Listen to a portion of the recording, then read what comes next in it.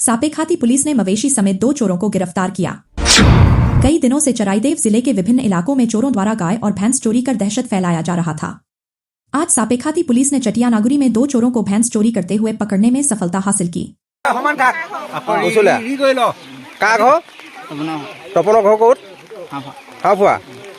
তপন কি লিখে গগৈ কেতিয়া আনিলি চুকৈ কেতিয়া আনিলি হা আজি ৰাতি আৰু ইয়াক কেনেকৈ লগ পালি তোৰ ঘৰ কেতিয়া তোৰ ঘৰ ক'ত গণক পথা ইয়াক কেনেকৈ লগ পালি লগৰ কি হয় তোৰ ভিনী হয় তই কেতিয়া গৈছিলি ইয়াক হ'লে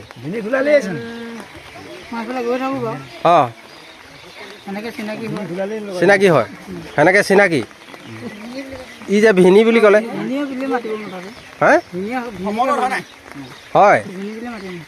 চুৰ কৰি কিমান সময়ত আনিলি তাৰপৰা নিশা কিমান সময়ত আনিলি আজি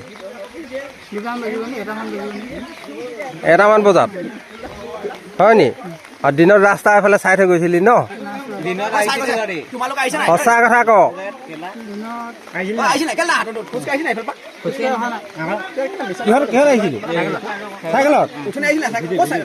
ৰাস্তা চাবলৈ আহিছিলি নাহিবি কেলা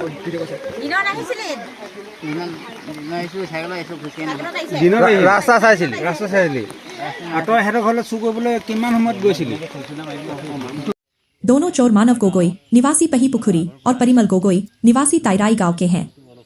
मिली जानकारी के अनुसार उन्होंने सरुपथार गांव के किरण गोगोई के घर से भैंस चोरी की थी।